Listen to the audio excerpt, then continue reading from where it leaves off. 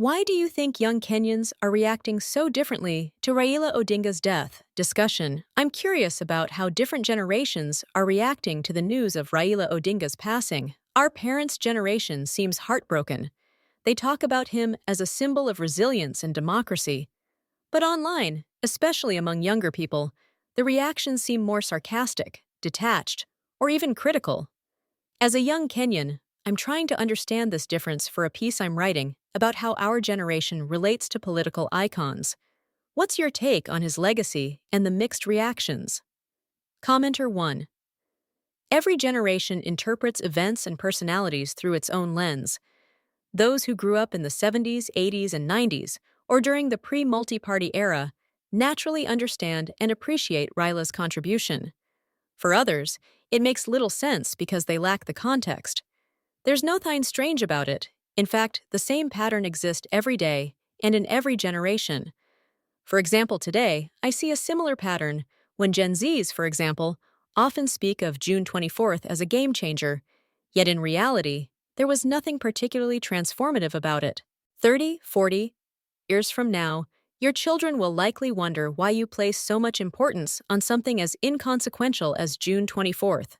Today, we ask our parents, Ulikuwa wapi watu wakiiba mashamba? Or, how comes you didn't make money like others? We don't realize that 30 years from now, our kids will ask us, how comes you didn't make billions from AI like everybody else? Commenter 2. A 20-year-old who was in the streets last year was only born in 2005. He has no memories of 2007-08 events, has faint memories of the 2010 referendum and 2013 elections, and was only 12 during the 2017 elections and aftermath. The 80s are ancient history in that case. From such a perspective, RAO is someone who seems widely popular and revered for his past, but ended up proving traitorous to the young person's cause. They are judging him by the major event of their time, not the major events of RAO's lifetime. They don't rate him that high. He doesn't have credit in the bank with them. He doesn't draw their respect, which older populations kind of accord him, whether friend or foe. It's not difficult to understand. Commentor 3. I'm legally a youth for 2 more years. I have mixed feelings about him. Growing up, I looked up to him because of my parents did too. I admired his work for multi-party democracy and ushering in the current constitution. I voted for him in 2017. By the time 2022 rolled around, I abstained out of disillusionment with his handshake with Uhuru and BBI. His impact, both good and bad, on Kenya is undeniable. I'd rather stay a neutral now and just say, let Baba rest, he's done enough. Commentor 4.